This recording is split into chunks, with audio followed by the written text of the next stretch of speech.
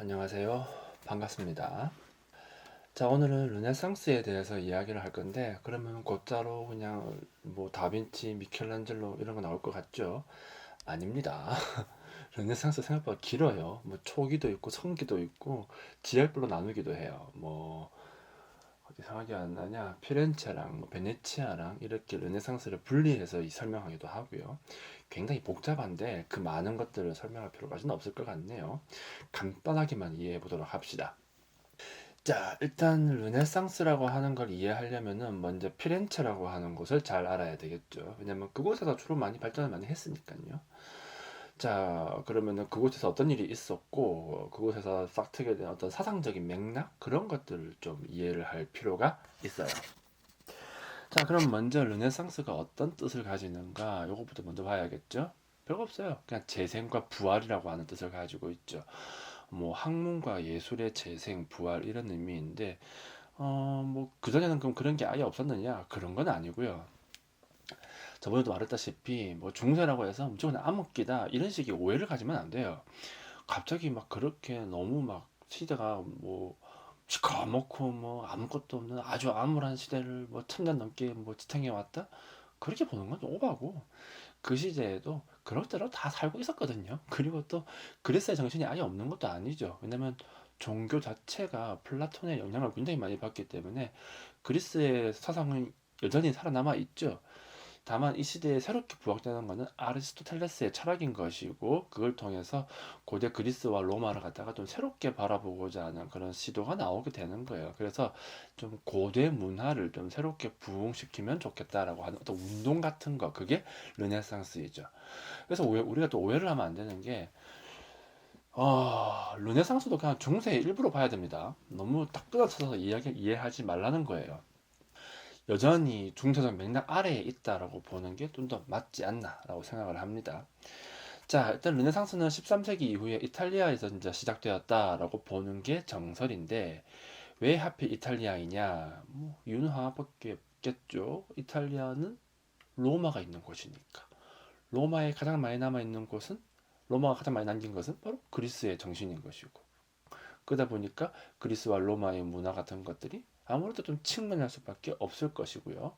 두 번째 이유는 이제 좀 지정학적 위치 때문에 그렇죠. 좀 반도이고 특히 그 북부 지역 같은 경우에는 도시들이 굉장히 많이 발달했죠. 뭐 특히 뭐 베네치아나 이런 도시들 같은 경우에는 뭐 그 당시에도 장난이 아니었죠. 그러다 보니까 좀 교류가 많이 일어난 곳이기도 해요. 특히 그 이슬람 문화를 좀 많이 접할 수 있는 곳이었죠. 그러다 보니까 철학적 맥락 같은 것들을 받아들이는 것도 훨씬 더 쉬웠을 거예요. 자, 그리고 또 더 큰, 또 세 번째 이유를 하나 더 들어보자면, 이게 제일 중요할 수 있는데, 그곳에는 부유한 상공업자들이 되게 많았었어요. 그러니까 부르주아의 어떤 초창기 모습들이 이제 드러나고 있었다라고 하는 거죠. 사실 이게 제일 결정적인 이유예요.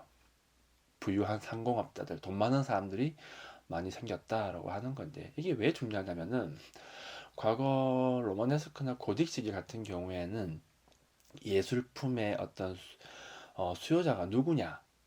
대부분 다 교회입니다. 교회가 절대적인 수요자이고요. 그 다음에 뭐 왕궁이 또 들 수도 있겠지만 그래도 교회를 따라갈 수는 없죠. 그러다 보니 납품하는 입장에서는 교회의 취향이나 그런 부분에 맞춰 나갈 수밖에 없어요. 아이 그렇잖아요. 여러분이 당시에 예술가라고 생각해 봅시다. 그러면 누구한테 맞출 거예요? 어, 바보가 아니고서야 최대 수요자의 입맛에 맞게끔 해야 내가 밥 먹고 살 거 아닙니까? 안 그래요? 그렇지 않겠어요? 똑같은 거예요. 저도 웬만하면 여러분들한테 좀 취향에 좀 맞춰주려고 노력을 굉장히 많이 하는 편이거든요. 많이 바뀐 거예요. 좀 얘기해 볼까?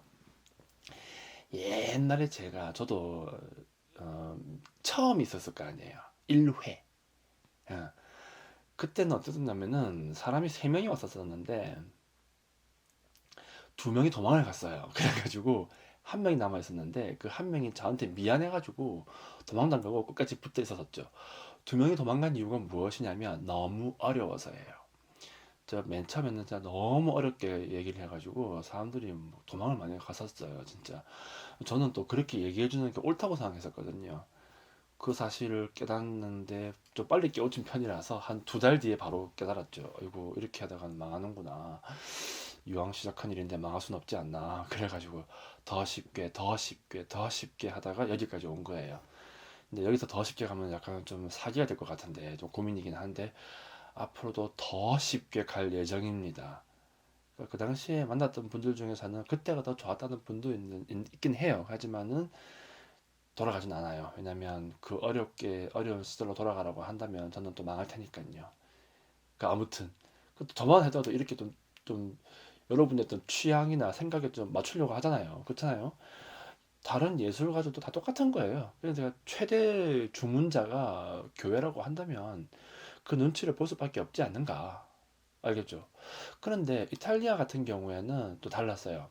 부유한 상공업자들이 많이 늘게 되죠. 자, 교회는 좀 단일체로 볼 수가 있어요. 사실 교황을 중심으로 해서 쭉 내려오는 좀 약간 군대 같은 시스템을 느낌을 많이 주게 된다라고 한다면, 이 상공업자들 같은 경우에는 단일체로 볼 수가 없죠.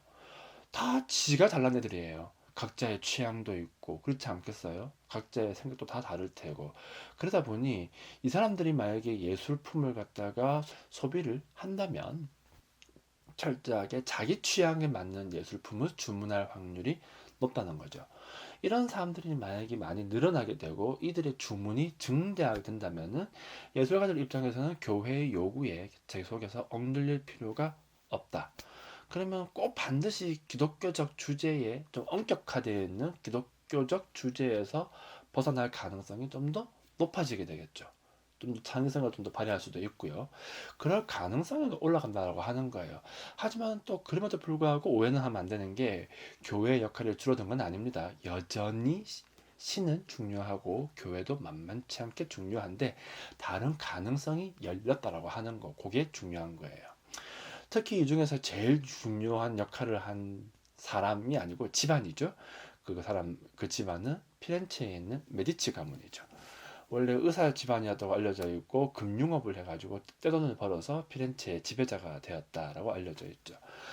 얼마 돈이 많았으면 이제 뭐 후원을 되게 많이 했었는데, 이 사람들이 이제 한 후원을 보고 뭐라고 부르냐면 메세나라고 불러요.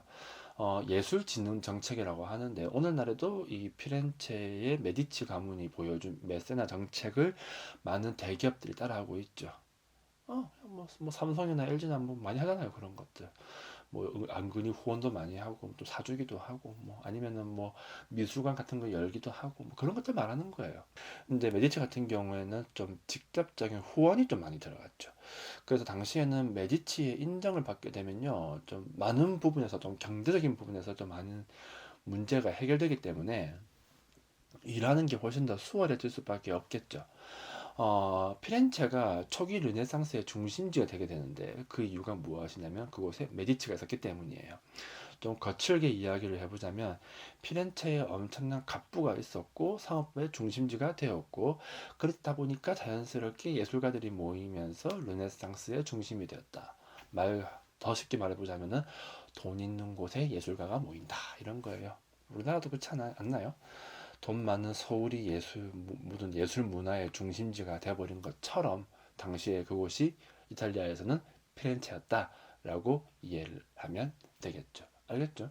다시금 말하지만 이 경제적인 문제가 선행되지 않으면 문화적인 변화는 생기지 않습니다. 저는 개인적으로 그렇게 생각을 해요.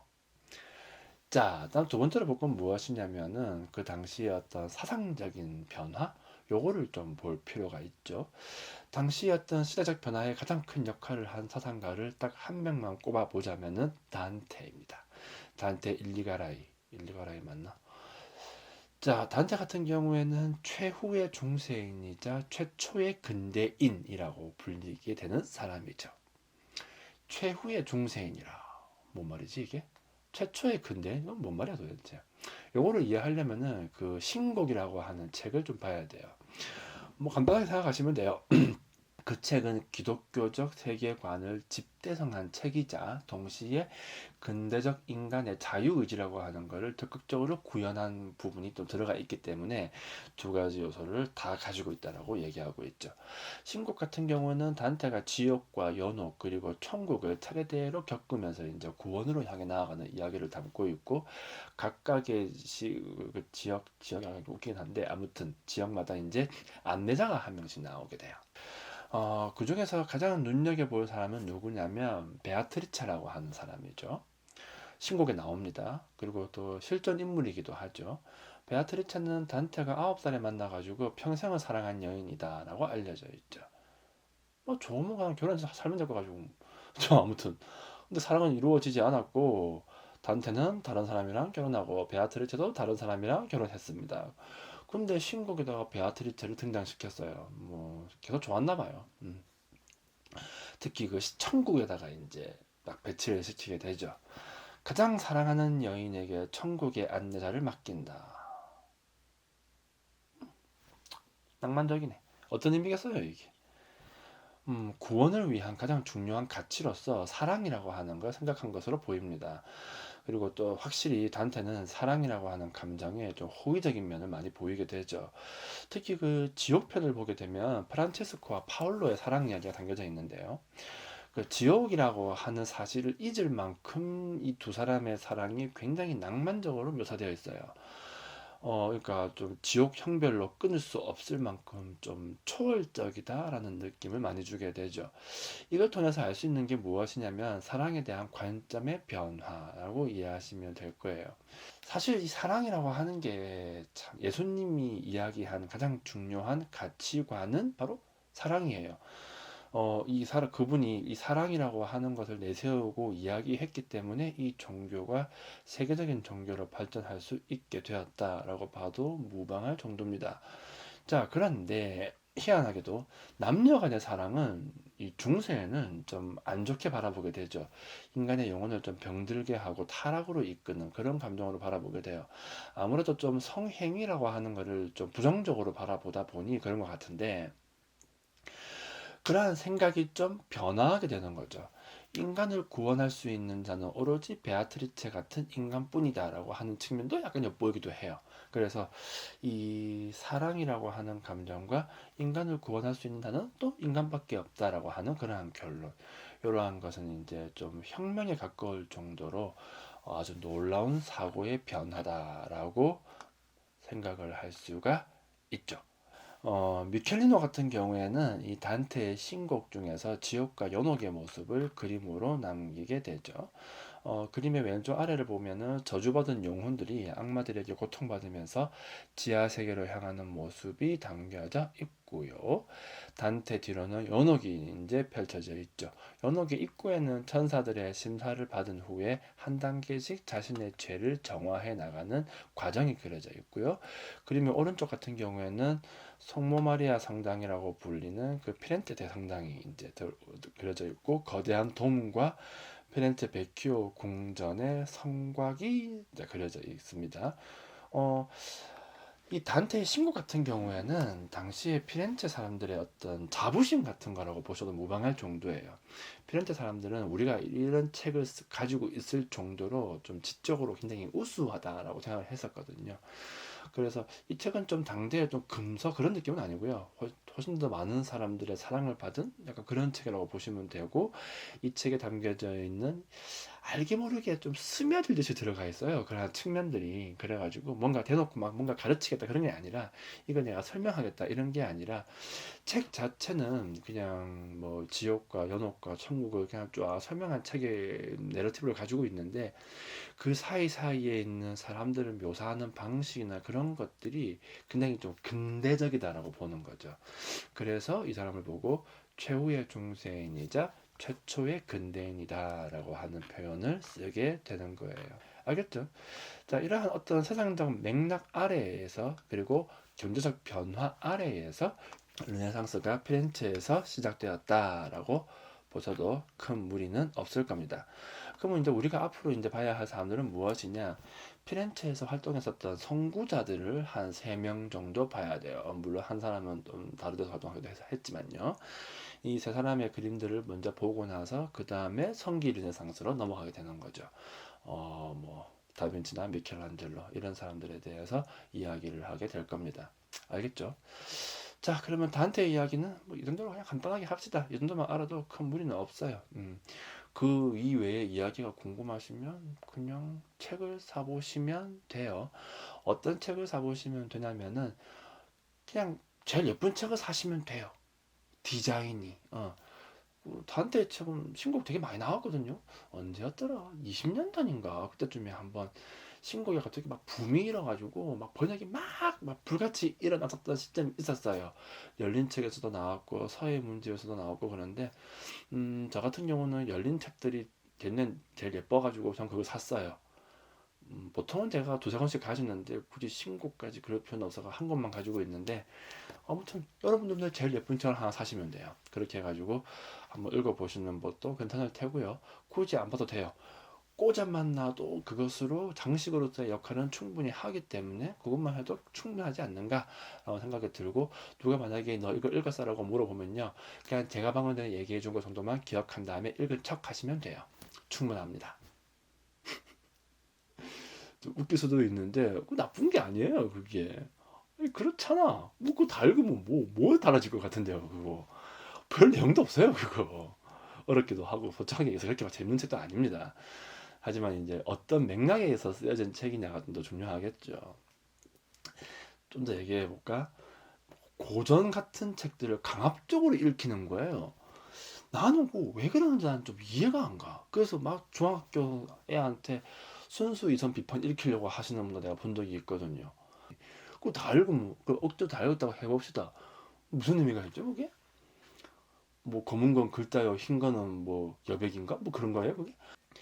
그 책을 읽으려면 일단 내가 먼저 알고자 하는 어떤 무언가가 나와야 되고 더불어서 그 책에 쓰여진 어떤 기본적인 맥락을 좀 알고 보는 게 더 낫죠. 밑도 끝도 없이 볼 게 아니라.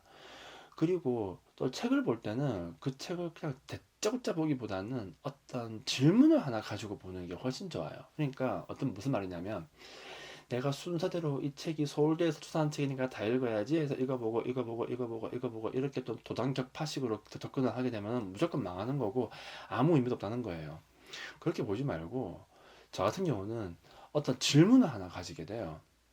그러니까 뭐 예를 들어서 뭐 좀 질문은 좀 더 구체적일수록 좋아요.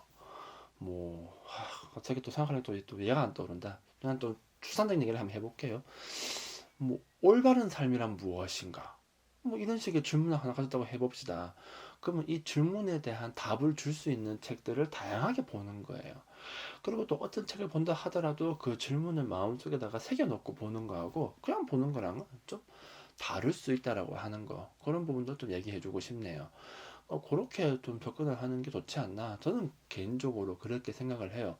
너무 어려운 책을 대짜고짜 아무 맥락 없이 그냥 보게 되면요. 못 읽어요. 아니면 읽은 척 하겠죠. 그렇게 보는 건 큰 의미가 없죠. 오히려 그 내용이 가지고 있는 핵심적인 내용을 다른 책을 통해서 좀 파악을 하게 된다면 오히려 그게 더 나을 수도 있어요, 사실. 그러한 방식도 그렇게 나쁘진 않으니까 그런 부분에 대해서 좀 죄책감 같은 걸 가지지 말라는 거예요. 또 너무 막 기계적으로 봐야 된다, 뭐 이런 부분에 대한 어떤 집착 같은 것도 좀 버리는 게 좋고요. 나 이거 다 읽었을 것 같아요, 이거? 안 봤어요, 저도 이거 전부 다. 저 같은 경우는 좀 발췌를 많이 하는 편이죠. 봐야 할 부분만 보는 경우가 훨씬 더 많습니다. 언제 다 봐, 이렇게 많은 것들을 갖다가. 하지만 제가 쓰고 있는 책과 관련되어 있는 그것의 레퍼런스 책은 싹 다 읽어보긴 하죠. 또 그 외에는 뭐 굳이 필요한 부분들을 보는 경우가 훨씬 더 많아요. 그래서 신곡도 보면 좋고 시간 남고 뭐 궁금하면 보셔도 되고 보기 싫으시면 뭐 내용만 대충 파악하고 있어도 큰 무리는 없고 다만 이제 좀 사놓으면 좀 더 낫지 않나 뭐 그런 생각을 좀 해봅니다. 뭐 사시면서 내 것도 하나 사주면 더 좋고 자, 그러면은 르네상스에 대한 초창기 어떤 사상적 맥락에 대한 이야기는 아주 간단하게 이 정도에서 마무리하도록 합시다. 다음 주부터는 이제 다음 주 언제 올릴지 모르겠지만은 피렌체의 초기 르네상스의 이제 화가들 뭐 치마부에나 조토본드네나 이런 사람들에 대해서 이야기를 해볼까 해요. 아시겠죠? 자, 그러면 오늘은 여기까지.